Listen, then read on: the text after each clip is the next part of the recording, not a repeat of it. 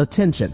Podcast disclaimer. The writer's intention is to explore real-life situations and emotions in this fictional context. Again, this podcast is a work of fiction. Absolutely, none of the events depicted are real. The storylines and characters are purely fictional and created for entertainment purposes. However, please note that this podcast may address sensitive issues that some people may find distressing. It is not suitable for children or individuals who may be sensitive to such content. Viewer discretion is advised. Episode 8, Web of Deception, Loyalties Tested and Secrets Unveiled. Welcome to Apostle Wilson's scandalous faith drama, The Pentecostals. Quote, "In the end, we will remember not the words of our enemies, but the silence of our friends." End quote. Martin Luther King Jr. Note, this episode includes sensitive and disturbing themes. Please exercise caution while listening. Scene 1. Shadows and Revelations, the Deal Unfolds. Title, Intrigue Behind Closed Doors. A Pact Sealed in Darkness. Inside the recording studio, Prophetess Edwards is in the booth, laying down vocals for a new song. The air is charged with creativity as she, her producer Tony, and the engineer discuss the direction of the track. "Let's try to bring more soul into the chorus. I want it to uplift," Prophetess Edwards suggests, her voice resonant even in conversation. Tony nods, adjusting the soundboard. "I hear you. Let's add some gospel harmonies in the background. That might give it the lift you're looking for." Satisfied with the take, Prophetess Edwards exits the booth, her mind already on her next meeting. She plans to stop by Rev Sherrill's office, but pauses as she spots Rev Sherrill and Eduardo Rivera, Angela's father, about to step inside. Choosing discretion over curiosity, Prophetess Edwards diverts her path, her interest piqued, but her presence unannounced. She whispers to the secretary, "I'll speak to Rev Sherrill later," her eyes lingering on the closing office door.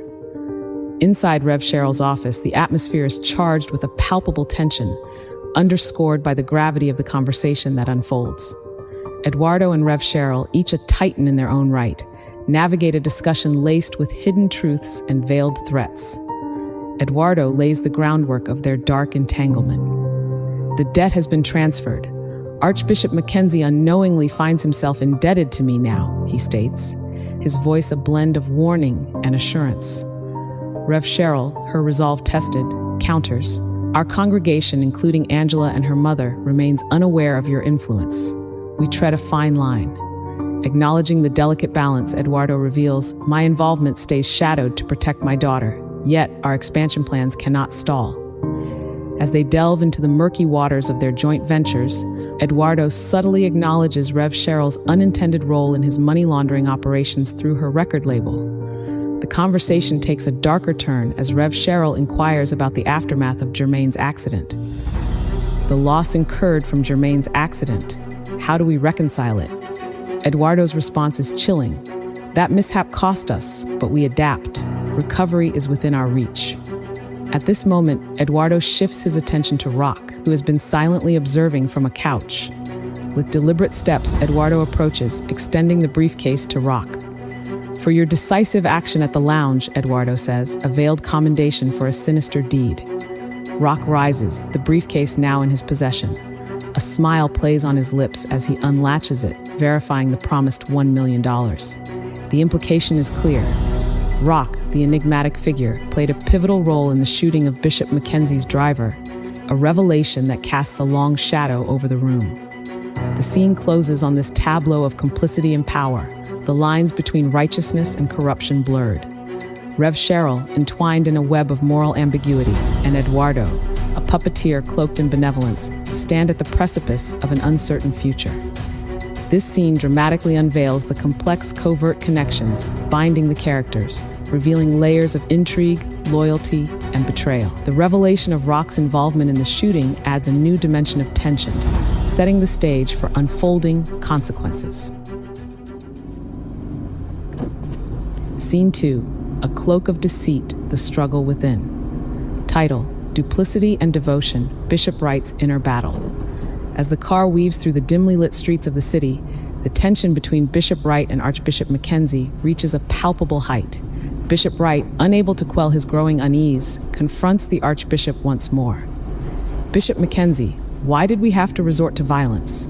Was there truly no other way? Bishop Wright's voice is heavy with doubt and disapproval.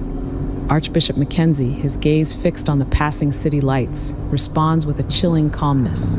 James, sometimes our mission requires us to make difficult decisions. It's not about what we had to do. It's about ensuring the future of our church. But at what cost? Wright counters, his frustration evident. At the cost of our very souls? McKenzie offers a cold laugh. Our souls are secure, James. It's the earthly matters we need to manage. Their exchange abruptly ends upon arrival at the hotel. Bishop Wright, a whirlwind of conflicting emotions, steps out of the vehicle. The Archbishop's taunting goodbye reverberates in the air. I've left a special something in your room. Unable to contain his disdain, Bishop Wright retorts, I want nothing from you. Just leave me be. His words echo into the night, a poignant testament to his inner turmoil. Inside the hotel lobby, Bishop Wright's phone rings. It's Overseer Wright, her voice a comforting presence. I've been thinking about us, about all this chaos, she begins, her words laced with concern and affection. Bishop Wright's voice softens, a rare smile gracing his lips despite the tension of the day.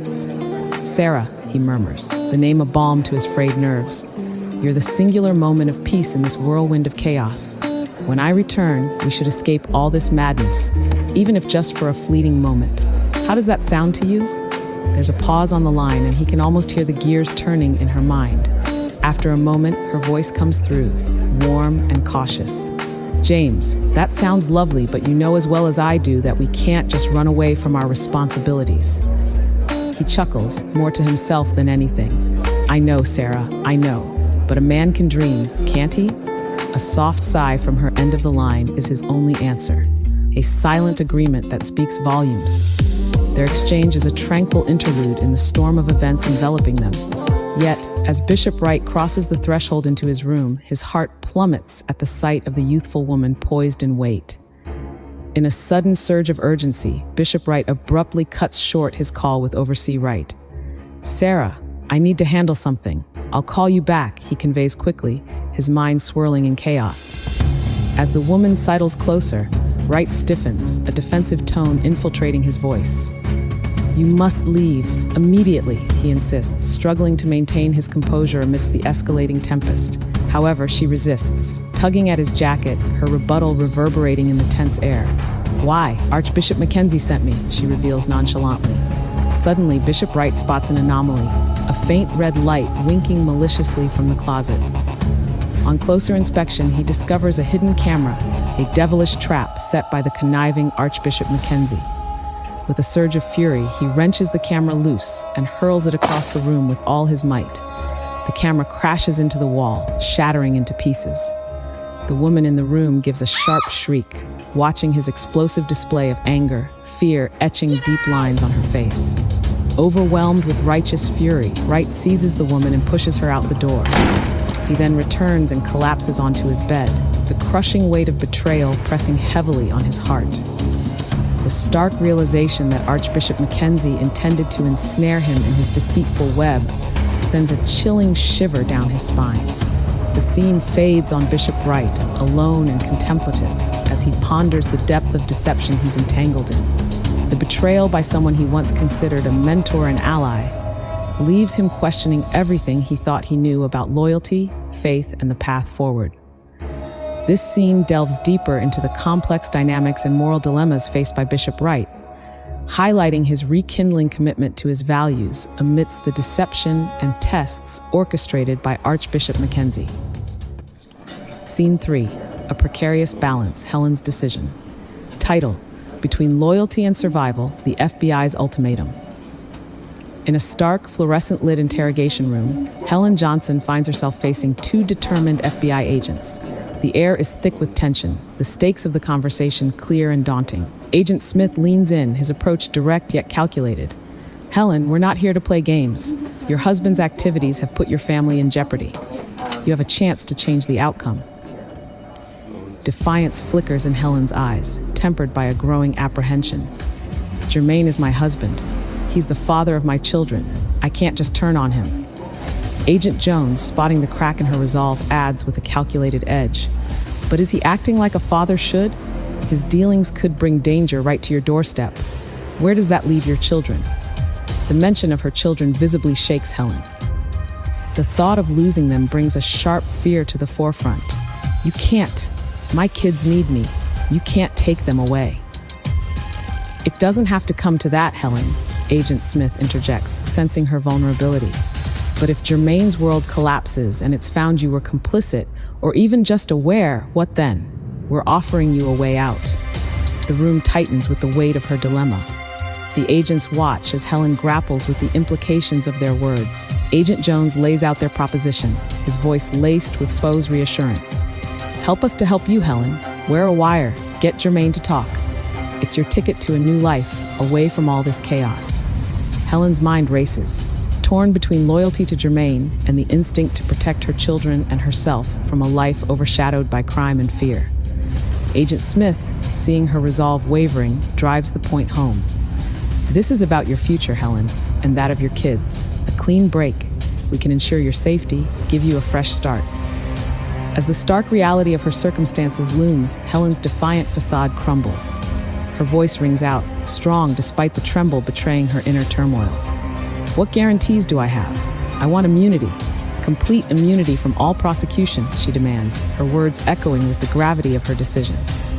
Agent Smith and Agent Jones exchange a glance before turning back to Helen. We can agree to your terms, Helen, Agent Smith assures her, his voice steady yet carrying an undercurrent of intensity. We'll ensure you receive complete immunity from all prosecution. As Helen breathes a sigh of relief, the agent's expressions remain unreadable. As professionals, they know their limitations and the boundaries they can't cross. The full immunity Helen is demanding is beyond their jurisdiction. Yet, in the high-stakes game they're playing, sometimes the end justifies the means.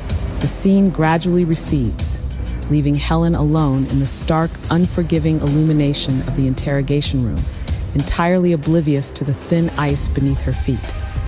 She stands at a crossroads, compelled to make a decision that will profoundly alter her life.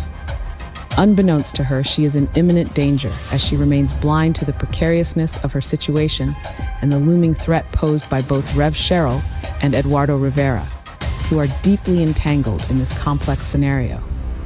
The scene fades with the specifics of the plan still unfolding, Helen's choice marking a pivotal moment in both her life and the ongoing investigation.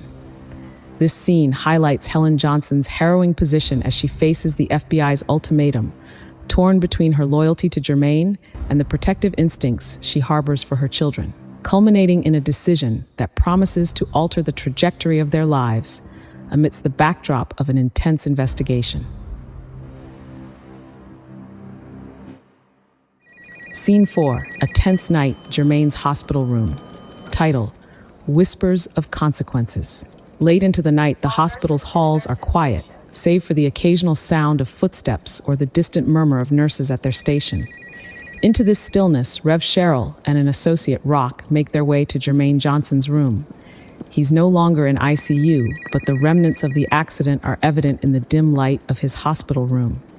As they enter, Rock gently places a hand over Jermaine's mouth to prevent any startled reactions, a precaution rather than a threat. With a calm but firm gesture, he signals for silence as he pulls his coat back, revealing his gun on his side, making the seriousness of their visit clear. Rev Sherrill leans in, her voice low and steady. Jermaine, your father and I have discussed the situation. There's a way through this, but it requires cooperation. Jermaine, still recovering from his injuries, including broken ribs, listens intently, fear and uncertainty in his eyes. Rock, standing quietly by, glances at Jermaine's medical chart, noting the extent of his injuries with a frown. In a whisper, Jermaine responds, "It wasn't my intention for any of this to happen. I was just trying to meet the deadlines, and then the accident." Rev Sherrill interrupts, her tone firm yet controlled. "I understand the circumstances, but the outcome remains. We're at a loss, and it's not just about the drugs, it's about trust and responsibility." Rev Sherrill had always been careful about keeping certain aspects of her operations hidden, even from Eduardo. One such secret was her utilization of Jermaine to transport money. Unknown to Eduardo and Jermaine himself, some of these bills were counterfeit, a risky strategy Rev Sherrill employed to increase their financial resources. This secret operation remained undisclosed, adding another layer of deceit and risk to their already complex relationship. Jermaine pleads, his voice barely above a whisper. "Please, I just need some time to make this right."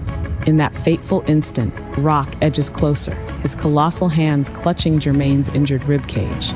His voice, low and menacing, pierces through the silence. "We're not playing games, boy."